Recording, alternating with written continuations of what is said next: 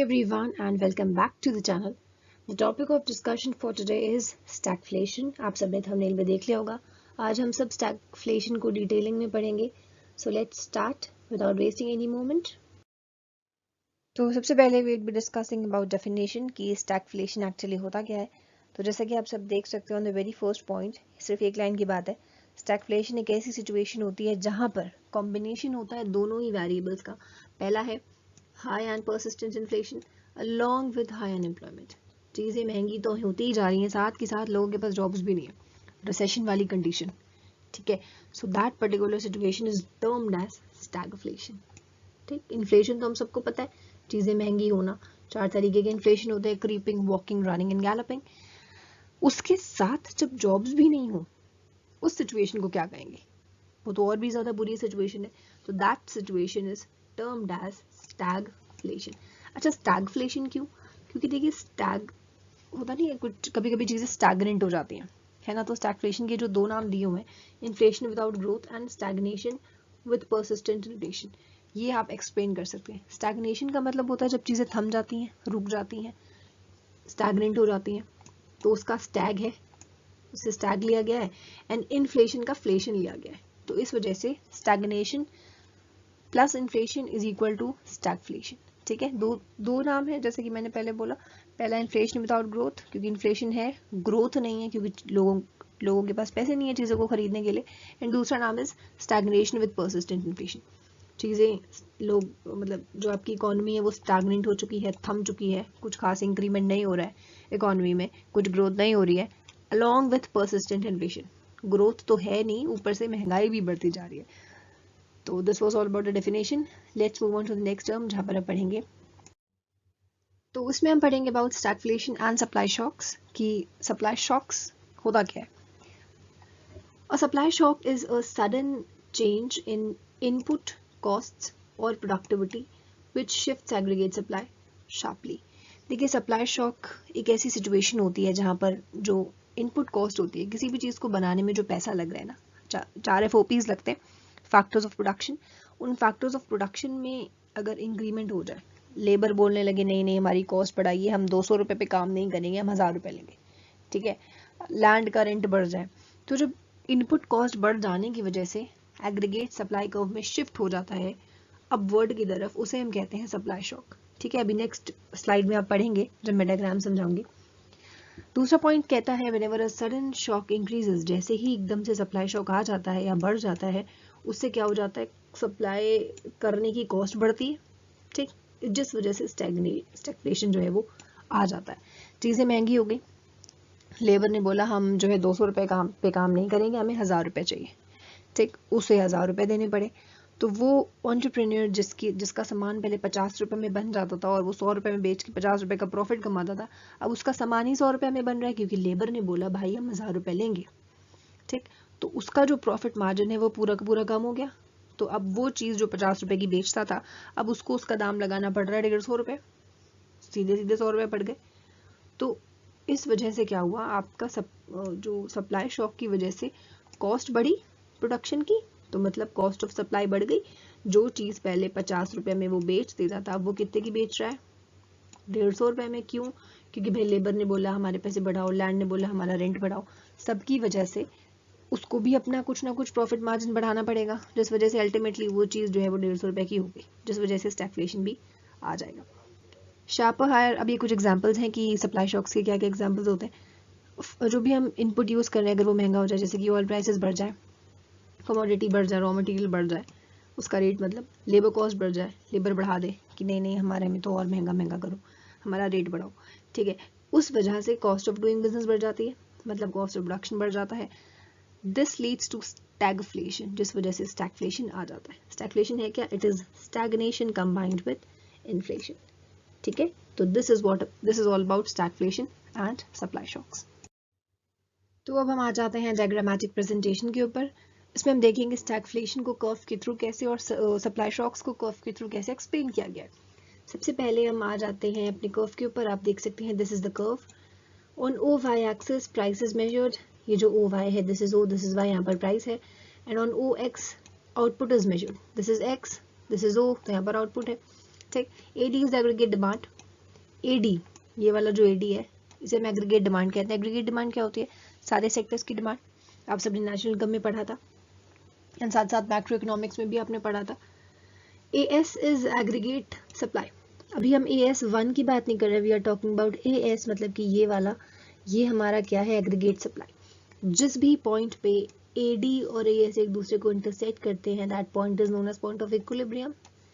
ठीक है, तो इक्विलिब्रियम हो गया। एंड जिस प्राइस के ऊपर इंटरसेक्ट करते हैं that is known as equilibrium price. And जिस क्वांटिटी पे इंटरसेक्ट करते हैं that is known as equilibrium quantity. ये सब हम सबने पढ़ा हुआ है, तो यहाँ तक आपको क्लियर हो गया होगा। Then second point says in this curve supply shock is portrayed as an upward shift in AS. अब यहाँ पर बोल रहे हैं कि सप्लाई शॉक कैसे पहचाने हम? सप्लाई शॉक की वजह से हमारा जो सप्लाई का कर्व है वो ऊपर की तरफ शिफ्ट हुआ है, मतलब कि यहाँ पर तो पहले से ही था AS was aggregate supply, ये शिफ्ट हुआ ऊपर की तरफ, मतलब कि it has shifted to AS1. Now this AS1, this is the new supply curve and ये क्यों आया? Because of supply shock. ठीक, and upward shift in aggregate supply, ऊपर जो हमारा कर्व यहाँ पर शिफ्ट हुआ है ये इंडिकेट करता है that a business will supply the same level of output only at substantially higher prices. हमें ये शिफ्ट हुआ कर्व क्या बता रहा है कि जितना आउटपुट पहले दे रहे थे इस कर्व के ऊपर, उतना ही आउटपुट इस कर्व के ऊपर भी देंगे। ठीक है, बट प्राइस जो है वो बढ़ गया है ना। ये देखिए, क्योंकि ये नया कर्व बना तो यहाँ पर AD से नया इंटरसेक्शन पॉइंट बना। जब ये नया इंटरसेक्शन पॉइंट बन गया तो यहाँ पर जहाँ पर एक दूसरे को कट करते हैं वो इक्विलिब्रियम कहलाता है।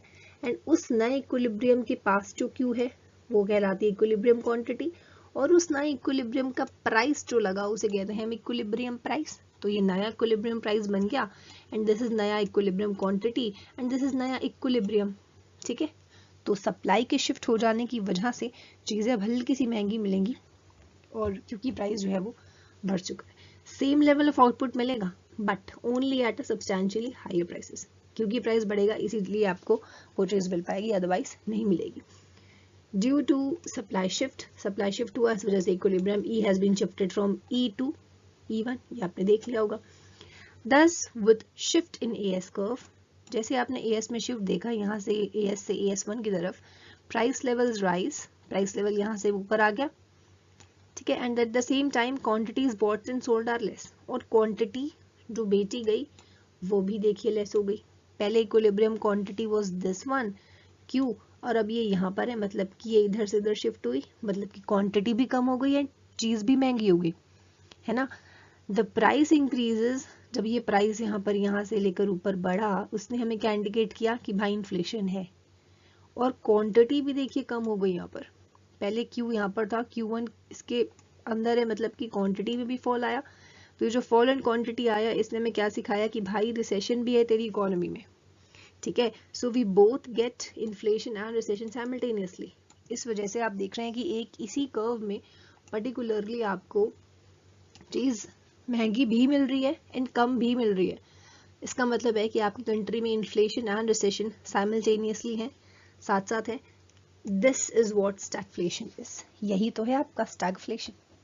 ठीक है, चीज आप खरीद ना पाए, चीज आपके लिए महंगी पड़ जाए। रिसेशन, देखिए रिसेशन में क्या होता है, अनएम्प्लॉयमेंट ही की तो कमी होती है रिसेशन में। हम सबने जब अपना बिजनेस साइकिल पढ़ी थी उसमें हमने ये भी तो पढ़ा था कि चीजें महंगी होती हैं, अनएम्प्लॉयमेंट बढ़ जाता है, तो unemployment is there by indirectly affecting the situation.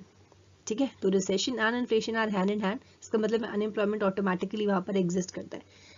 अगर आपका अनएम्प्लॉयमेंट नहीं होता तो आप महंगी चीजें भी खरीद लेते, no issues, but because these two variables go hand in hand, इस वजह से हम इसे कहते हैं स्टैगफ्लेशन आ गया आपकी इकोनॉमी में। ठीक है, देन कम्स कुछ टर्म्स हैं जिन्हें समझना जरूरी है। पहला is supply bottlenecks. Supply bottlenecks मतलब supply shocks, supply issues. When due to supply bottlenecks, supply shocks की वजह से एग्रीगेट आउटपुट, मतलब एग्रीगेट जो भी चीज आपकी बन रही है कंट्री में, स्टैग्नेट्स, थम जाती है। सप्लाई शॉक्स की वजह से जो चीज बन रही है वो थम जाती है या बढ़ना रुक जाती है, फेल्स टू ग्रो। किस के हिसाब से? Equal to the rate of increase in aggregate demand. अच्छा, हमने ये पढ़ा है कि जहां पर भी एग्रीगेट डिमांड, एग्रीगेट सप्लाई एक दूसरे को कट करें, that particular point is known as equilibrium. ठीक है। एंड इन दोनों का एक दूसरे के साथ बराबर होना ज़रूरी है ना। अगर किसी चीज़ की डिमांड मार्केट में बहुत ज़्यादा है और सप्लाई ही नहीं है तो चीज़ ऑटोमेटिकली महंगी हो जाएगी। अगर सप्लाई बहुत ज़्यादा है लेकिन लोग डिमांड ही नहीं करते, लोग मांगते ही नहीं है, तो सस्ती सस्ती हो जाएगी, मारी मारी फिरेगी, कोई नहीं खरीदेगा। तो आपको क्या करना है, मुझे ही नहीं मतलब हर एक कंट्री में ये सिचुएशन होती है कि भाई उन्हें अपनी डिमांड को उनकी सप्लाई से मैच कराना होता है। यही तो काम होता है कि भाई जो हम बेच रहे हैं उसको खरीदने के लिए हमें इनफ परचेजर्स मिल जाए। This is what every country, this is what every economy wants. तो सप्लाई इश्यूज की वजह से ये चीज़ नहीं हो पाती। सप्लाई का जो बॉटलनेक्स है, सप्लाई का जो शॉक्स है, उसकी वजह से ये supply aggregate and aggregate demand जो कि एक दूसरे को मैच करनी चाहिए, ये मैच नहीं कर पाती। ठीक है, सप्लाई जो है वो बढ़ जाती है, सॉरी जो एग्रीगेट आउटपुट है वो स्टैग्नेट हो जाता है या बढ़ना रुक जाता है, लेकिन जो डिमांड है वो कंटिन्यूसली बढ़ती चली जाती है और जो सप्लाई है वो बढ़ ही नहीं पाती। वो धीरे धीरे बढ़ती है, या बढ़ती भी है या थम जाती है या रुक जाती है। तो जब डिमांड बहुत ज़्यादा होगी, सप्लाई ही नहीं हो रही है, तो चीज़ें ऑटोमेटिकली महंगी हो जाएंगी, है ना। तो ये है सप्लाई बॉटलनेक्स या सप्लाई का जो शॉक्स होते हैं उसका पहला रीज़न। पैराडॉक्स क्या है? Stagflation is a paradoxical situation. Stagflation एक तरीके की पैराडॉक्सिकल सिचुएशन है जिसमें क्या होता है, sustain and substantial price increases are accompanied by stagnating output. चीज़ें महंगी तो हो रही हैं, है ना, चीज़ों के दाम तो बढ़ रहे हैं, बट साथ साथ आउटपुट आपका स्टैग्नेट कर रहा है, आउटपुट आपका बढ़ नहीं रहा, आउटपुट में कोई इंक्रीमेंट नहीं हो रहा, है ना। एंड उसके साथ साथ राइजिंग अनएम्प्लॉयमेंट की भी सिचुएशन है। Then comes discomfort index. Level of stagflation has often been measured by so-called discomfort index, which is simple arithmetic summing up rate of unemployment and rate of inflation.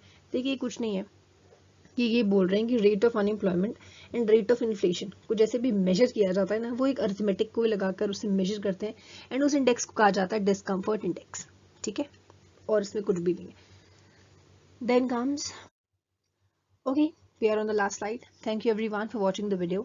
I hope आप सबको समझ में आ गया होगा stagflation का concept पूरा। Follow on Facebook, अगर आप फेसबुक पर हैं तो आप उसमें सर्च कर सकते हैं, इकोनॉमिक्स हब के नाम से एक पेज है, उसे लाइक कर दें। जो भी वीडियो आती है उसकी अपडेट वहाँ पर मैं कर देती हूँ। And if you are watching the video for the very first time और आप चैनल पे नए हैं तो प्लीज़ सब्सक्राइब करके बेल आइकन को ज़रूर प्रेस कर दें। Thank you once again everyone. May God bless you and take your best care.